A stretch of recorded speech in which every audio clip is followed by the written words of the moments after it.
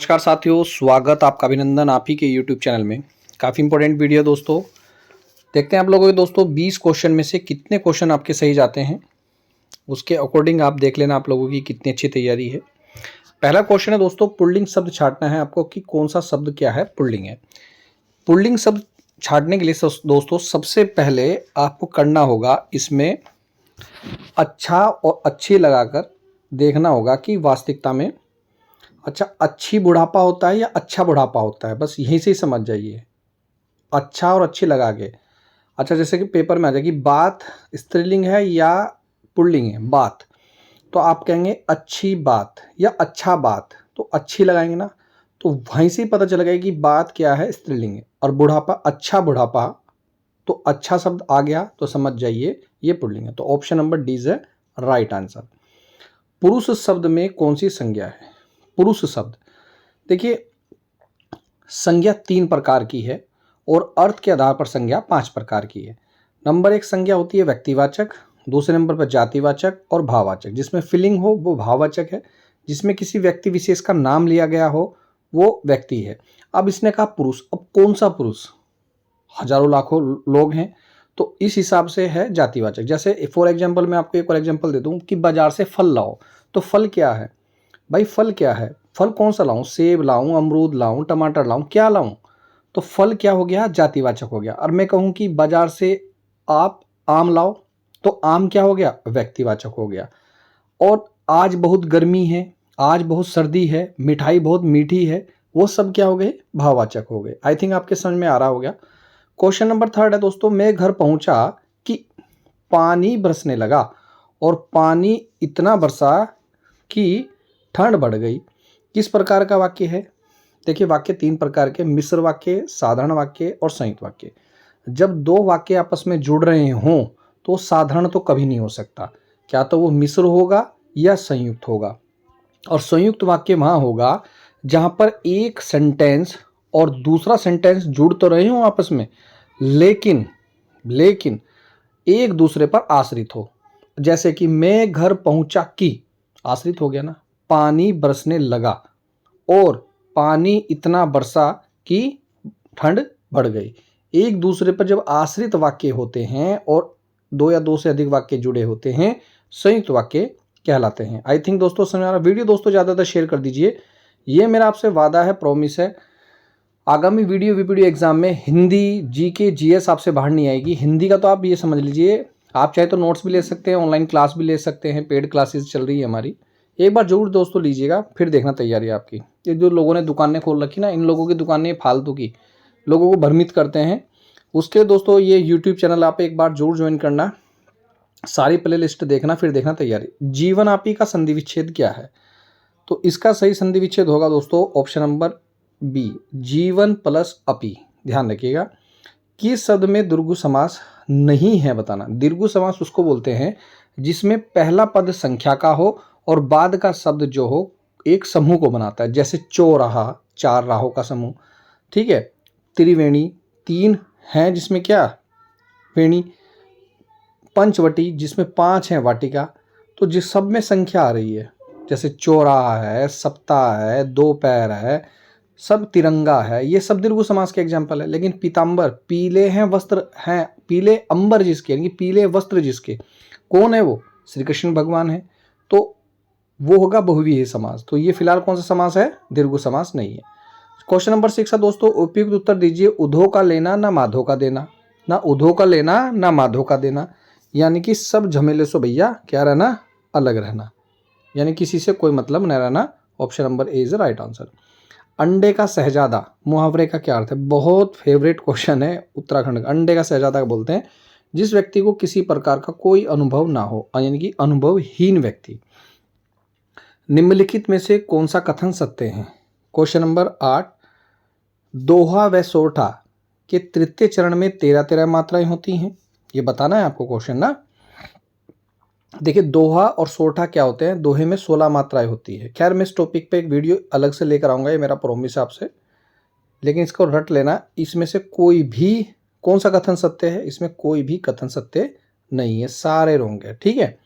हिंदी वर्णमाला में अयोगवाह किसे बोलते हैं? जिसका योग ना हो उसे बोलते हैं अयोगवाह, और option number A is right answer. इसमें दोस्तों मैं थोड़ा सा आपको बताना चाहूँगा थोड़ा सा व्याकरण के बारे में। देखिए दोस्तों, वर्ण में हिंदी में जिस प्रकार इंग्लिश में 26 अक्षर होते हैं, इसी प्रकार अलग अलग जो रचनाकार हैं, जो अलग अलग वो हैं हिंदी के ज्ञाता हैं, उन्होंने अलग अलग शब्द बताए, लेकिन हिंदी में मुख्य रूप से 52 अक्षर क्या होते हैं माने जाते हैं, जिसमें वोविल्स जो हैं वो 11 वोविल्स हैं। कितने स्वर हैं हिंदी में? 11 हैं। 33 कितने हैं? व्यंजन हैं। आप देखते होंगे कि छोटा ए, छोटी ई, छोटा ऊ, छोटा रीरी, उसे बोलते हैं दोस्तों हस्व। हस्व स्वर कितने हैं? तो आप कहेंगे 4 है। मैं 5 मिनट में आपको कंप्लीट करा दूंगा। जैसे छोटा ए, छोटा ई, छोटा ऊ, छोटा रीरी, तो ये कितने हैं? 4 हैं हस्व स्वर सारे। और दीर्घ स्वर कितने हैं अगर आपसे पूछा जाए? जैसे बड़ा आ, बड़ा ई, बड़ा ऊ, बड़ा रीरी, बड़ा ए, तो वो कितने हैं? 7 है। तो ये याद जरूर कीजिएगा कि हिंदी में 52 अक्षर हैं, हस्व स्वर 4 हैं, और दीर्घ स्वर कितने हैं? 7 हैं। नेक्स्ट है ज्ञान वाला ज्ञ वाला किसके मेल से बना है? तो यहीं पे इसका दिमाग लगा लीजिए, बताइए फटाफट। ये सबसे इंपॉर्टेंट क्वेश्चन है यूके SSC का, आपको बहुत सारे एग्जाम में देखने को भी मिलेगा। Option number C is right answer. अब ये 3-4 हैं शब्द, इनको एक ही जगह चाहे तो आप नोट कर लीजिएगा। 4 जो हैं व्यंजन संयुक्त व्यंजन हैं। कितने व्यंजन?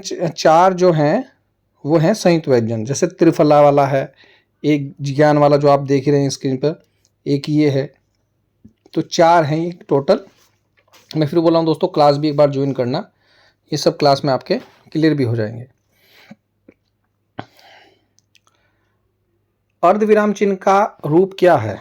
अर्धविराम, अर्धविराम का जिसमें दोस्तों हम क्या लगाते हैं? अर्धविराम लगाते हैं, वो है आपका, देखिए ये तो पता चल रहा होगा, आधा विराम, अल्प विराम। ये क्या है? ये कौन सा चिन्ह है दोस्तों? फटाफट बताइए। ये विषमादि बोधक चिन्ह है। जैसे बोल देते हैं हाय राम, तो उसमें लगेगा छी छी, यानी कि मनोभावों को प्रकट करने वाला जो चिन्ह है, जो आपके अंदर भाव चल रहे हैं, चाहे वो जैसे भी चल रहे हो, सुख के, दुख के, आश्चर्य के, मनोभाव को प्रकट करने वाले चिन्ह का नाम है विषमादि बोधक चिन्ह। ठीक है, नेक्स्ट चलते हैं। गुरुत्व शब्द में कौन सी संज्ञा है? गुरुत्व में, अब फिर वही बात है कि कौन सी संज्ञा है, बताइए फटाफट। भाई गुरुत्व बल है, फील करने वाला है, तो भाववाचक संज्ञा होगी। ठीक है।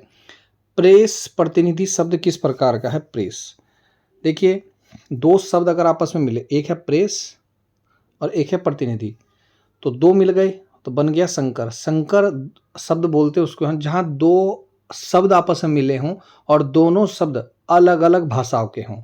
जैसे कि मैं फॉर एग्जांपल बोल दूं माल गाड़ी, ठीक है, दवा खाना, खाना अलग शब्द है, दवा अलग शब्द है, मतलब अलग अलग भाषाओं का है, तो बन गया क्या? संकर शब्द। क्वेश्चन नंबर 14, देवनागरी लिपि का विकास हुआ है? देखिए हिंदी की जो लिपि है वो कौन सी लिपि है? ब्राह्मी लिपि है, सॉरी माफ़ी चाहूँगा, देवनागरी लिपि है, लेकिन इसका विकास जो हुआ है वो ब्राह्मी लिपि से हुआ है, ध्यान रखिएगा। अनुग्रह शब्द का विलोम किस प्रकार का है? अनुग्रह, अनुग्रह का विलोम है दोस्तों ऑप्शन नंबर डी विग्रह। पर्वत शब्द का कौन सा शब्द पर्यायवाची नहीं है? पर्वत को क्या नहीं बोलते? ये बहुत इंपॉर्टेंट क्वेश्चन है, जब ये एग्जाम में आते दोस्तों होते हैं। देखिए पर्वत को पहाड़ भी बोलते हैं, भूधर भी बोलते हैं और नग भी बोलते हैं, लेकिन अंबुदी नहीं बोलते। तूफानों के बीच रिपोतराज के लेखक का नाम बताइए। इंपोर्टेंट लगा लेना, आता है क्वेश्चन। कौन है? राघे राघव है। ठीक है, option number C is right answer. किस ध्वनि के उच्चारण में नासिका से अधिक और मुख से कम सांस बाहर निकलती है? ध्यान से समझिए, नासिका से अधिक निकलेगी और मुंह से हवा कम निकलेगी तो उसे नासिक बोलेंगे नहीं, मतलब नासिक वाले व्यंजन तो बोलेंगे जो नाक से निकल रहे हैं, हाँ उसे बोलेंगे अनुनासिक। अनु का मतलब होता है पीछा करना, जैसे अनुगामी बनो, अनुयायी बनो, तो अनुनासिक होगा जो नाक से, नाक का पीछा करता है, सीधी बात है, अनुनासिक उसको बोलते हैं। अनुनासिक कौन कौन से हैं, क्या मुझे आप बता सकते हैं? कमेंट करके जरूर बताइए।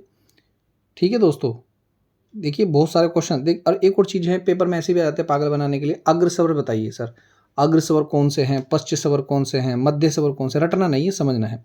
अग्र स्वर वो होते हैं जो जीभ के अगले भाग से बोले जाते हैं, और मध्य स्वर वो होते हैं जो जीभ के मध्य भाग से बोले जाते हैं, कहते हैं जीभ के मध्य भाग से सिर्फ एक ही शब्द बोला जाता है, वो कौन सा बोला जाता है? ए। ठीक है, तो मध्य स्वर को केवल एक है ए, और पश्च स्वर वो है जो जीभ के पिछले भाग से बोले जाते हैं, पश्च। जैसे आप बोल के भी देख सकते हैं तेज आवाज में आ, यानी कि जीभ का पिछला हिस्सा यूज होता है आ। ठीक है, औ, तो इसे बोलते हैं पश्च स्वर। कभी कभी पागल बनाने के लिए दे देते हैं, लेकिन समझ जाइए अग्र स्वर ऐसे भी पूछ लेगा कि अग्र स्वर होता क्या है, तो जीभ के जो अगले भाग, जिसमें जीभ का अगला भाग यूज हो। विभक्त रस्व का स्थायी भाव क्या है? विभक्त रस का स्थायी भाव है दोस्तों जुगुस्सा। ध्यान देखिए, रस में रसराज किसे कहा जाता है? श्रृंगार रस को कहा जाता है। रस कितने प्रकार के हैं? हिंदी में रस है 9 प्रकार के, यानी कि काव्य को पढ़ने में जो हमें आनंद की अनुभूति होती है उसे ही रस कहा जाता है। रस 9 प्रकार के हैं, लेकिन 2 रस और जुड़ गए। कौन से? एक है वात्सल्य रस और एक है आपका भक्ति रस। जो बच्चों से प्रेम करते हैं, जैसे बच्चों वाला प्रेम होता है उसे वात्सल्य रस बोलते हैं, और जो भक्ति में डूबे रहते हैं जैसे मीराबाई है, तुलसीदास जी हैं, वो कौन सा रस था? भक्ति रस है। शेखर एक जीवनी किस प्रकार की रचना है? तो देखिए, शेखर एक जीवनी जो है वो एक उपन्यास है। तो कैसी लगी दोस्तों वीडियो, कमेंट करके जरूर बताइए। वीडियो दोस्तों जब कर दीजिए ज़्यादा शेयर। डेली दोस्तों लगातार आपकी क्लासेज चल रही है। मैं फिर बोल रहा हूँ, जिसको नोट्स लेने नोट्स लीजिएगा, जिसको ऑनलाइन क्लास लेनी क्लास लीजिएगा। 15 दिन में, ये मेरा आपसे वादा है, मात्र 15 दिन में हिंदी खत्म कर दूंगा भाई साहब, और 1 महीने में आपकी रीजनिंग, और 15 से 20 दिन में कंप्यूटर। अब फिर देखना तैयारी आपकी कहाँ जाएगी। विश्वास के साथ क्लास ज्वाइन करना। मिलता हूँ नेक्स्ट वीडियो में। वीडियो देखना दोस्तों, धन्यवाद। जय हिंद, जय उत्तराखंड।